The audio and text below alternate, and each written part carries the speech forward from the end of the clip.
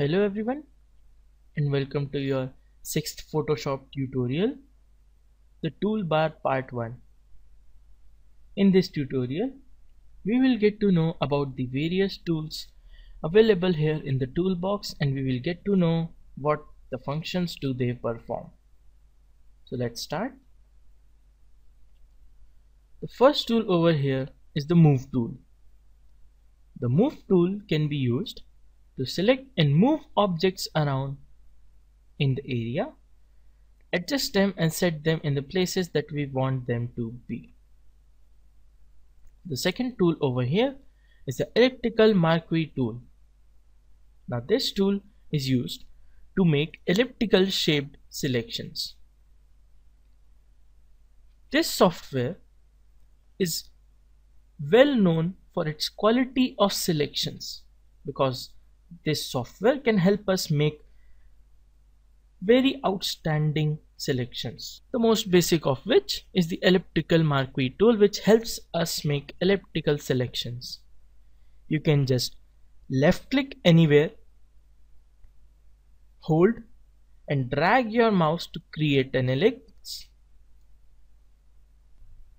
or you can just left click, drag while holding shift on your keyboard to make perfect circle selections.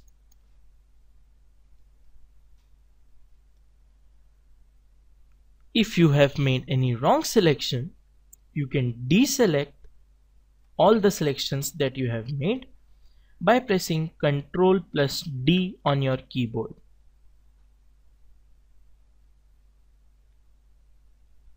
The next tool over here is the lasso tool. The lasso tool is used to make random hand-picked selections. For example, if I draw any shape over here,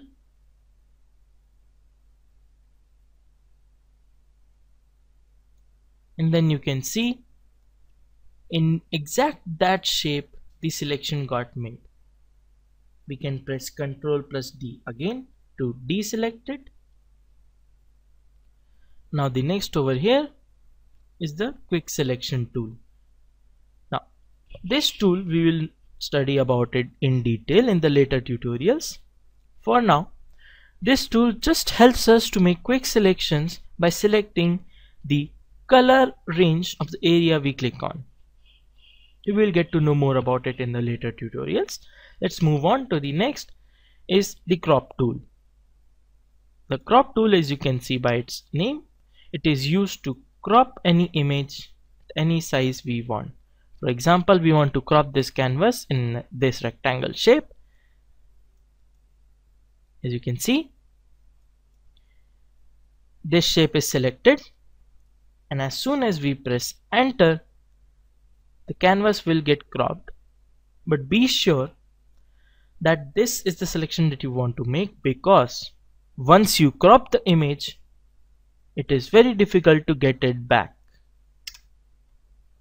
So if we press enter, the canvas got cropped in a portrait type selection.